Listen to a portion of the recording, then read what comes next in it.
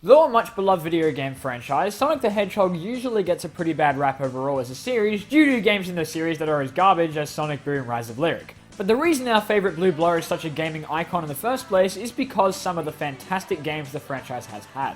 In this list, we're going to be counting down my top 10 best Sonic the Hedgehog games.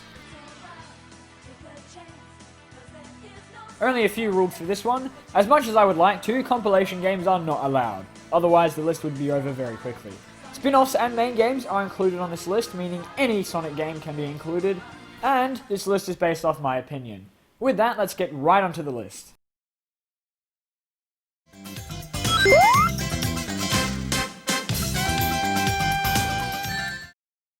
This will be the only unpopular opinion entry on this list, as I know this game gets a lot of crap, but I absolutely love Sonic the Fighters. Sure, it's far from the most complex fighting game in the world, and there's no real point in learning any of your combos when you can just mash the square button over and over, but Fighters provides an incredibly enjoyable gaming experience. Of course, I've never played the short-lived arcade version of the game, however, I have got my hands on the absolutely awesome Sonic Gems collection, containing awesome games like Sonic CD and Sonic...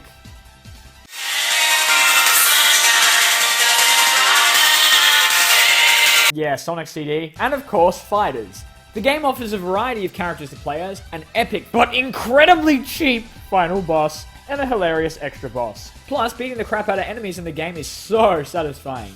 The rings falling out of your opponents, the noise as you hit them, the sound of their shield breaking meaning they have nothing left to defend themselves against your onslaught. If anything, Fighters is an awesome stress reliever, as well as an amazing game.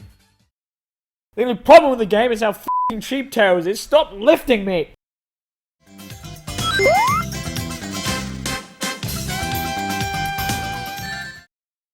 Often considered one of the best Sonic games of all time, if not the best, Sonic Adventure was Sonic's first proper journey into a 3D game, and a critical acclaim.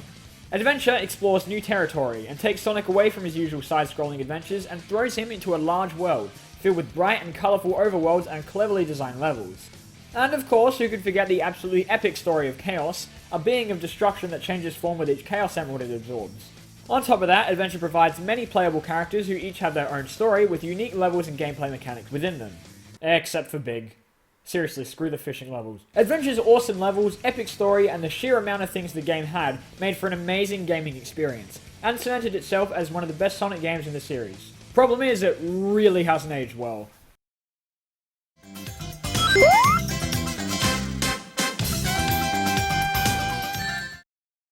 Sonic Colors is one of the brightest and most visually pleasing games I have ever seen in my life, and the entire game start until finish is exhilarating, with colourful and vibrant areas, fast-paced gameplay and levels, and one of the best theme songs any Sonic game has ever had. Colors continues on the fantastic gameplay of Unleashed minus the Werehog, and throws Sonic into a colourful and beautifully designed theme park, which all made for an awesome game.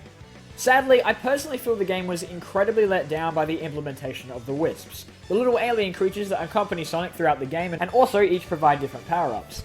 They are scattered throughout the levels of the game and are unfortunately necessary to complete certain sections of the level, and the motion controls, at least for me, really didn't want to work. Aside from that though, Colors is a brilliantly made game. If only I could get past the second level.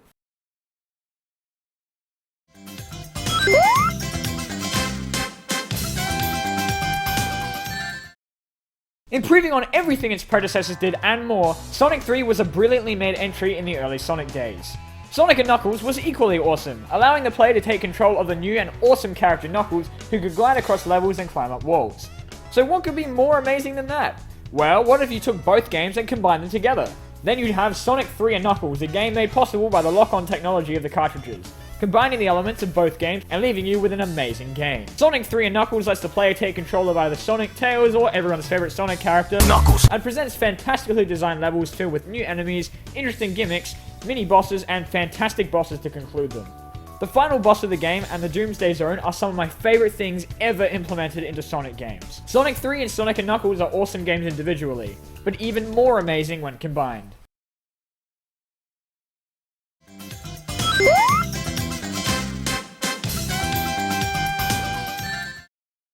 Though Sonic 1 is certainly iconic, of course being the very first game in the franchise, I personally think Sonic CD was a much better game.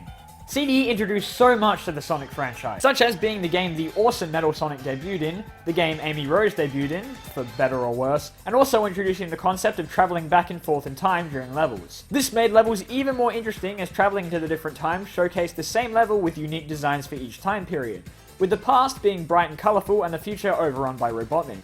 Sonic CD took everything from the original game and improved it in an epic adventure throughout the entire game, aside from that stupid pinball stage, and threw in one of the best soundtracks any Sonic game has ever had to make an absolutely amazing game. Except for the boss theme. That was not okay.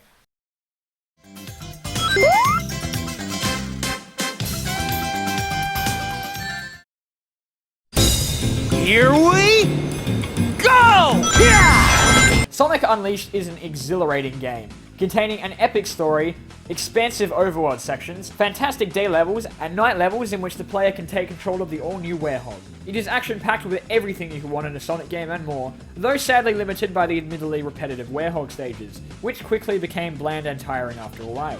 Despite this, it was a unique concept, and I commend Sega for the idea.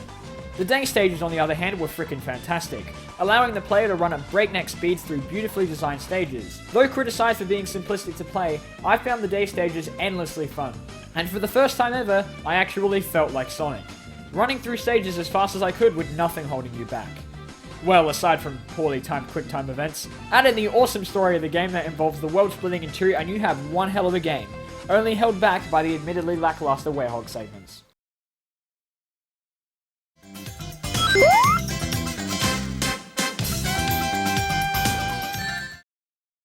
Sonic Rush is my favourite Sonic game, as it was the first one I ever played, and it is absolutely amazing. Sonic Rush utilises the hell out of the dual screens on the DS, with levels that see Sonic speeding through cleverly designed levels that can have you running past twists, turns and loops, and then launch you into the air, throwing you into the top screen of the DS.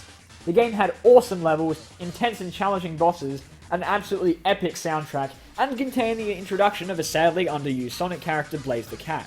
Rush let you play 2 campaigns with each character, and Blaze's gameplay differed slightly with her being able to boost in the air. The two clash in one of the coolest scenes in the game, only to team up and defeat their respective doctors come the end of the game. Oh yeah, by the way, Rush has an Eggman from an alternate dimension. Don't question it. Perhaps one of my favourite aspects of Rush is the boost bar, which increases as you perform tricks in the air before allowing you to boost through levels and speed through anything in your path. Rush may not be the best Sonic game, but it will forever be my favourite.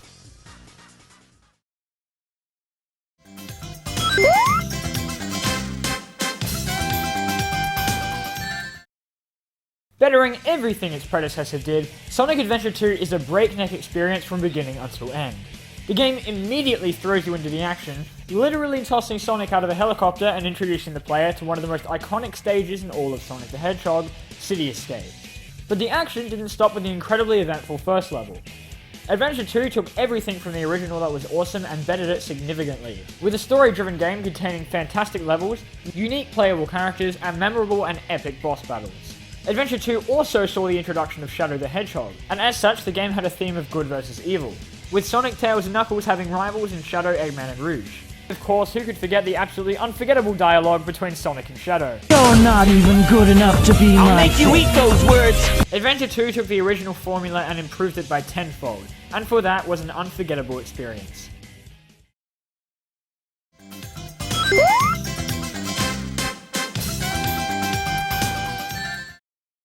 Without a doubt my favourite classic Sonic game, Sonic the Hedgehog 2 did everything a sequel should do. Improve everything that its predecessor did, while still adding enough to make it a unique game.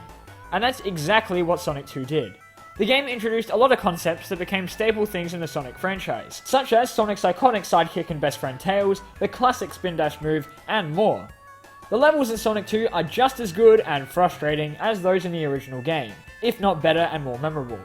Perhaps my favourite thing in Sonic 2 is the final stage, in which the player must take on not only Mecha Sonic, but the daunting Death Egg robot, which was definitely an improvement over the original lackluster final showdown with Eggman in the original game. Sonic 2 improved everything from Sonic 1, and is a game filled with bright colours, entertaining and fantastically designed levels, and an epic soundtrack, making it my second favourite Sonic game of all time. Just before we get to number 1, I'd like to cover a few honourable mentions that just didn't make the list.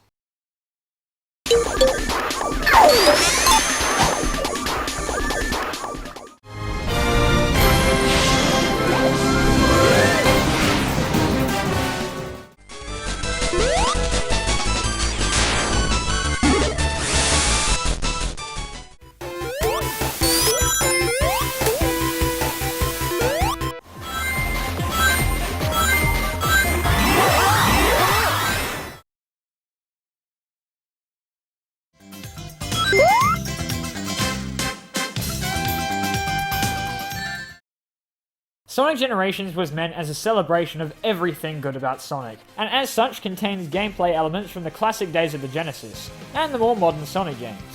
What results is a game filled to the brim with everything good about the Sonic franchise, and an overall fantastic experience.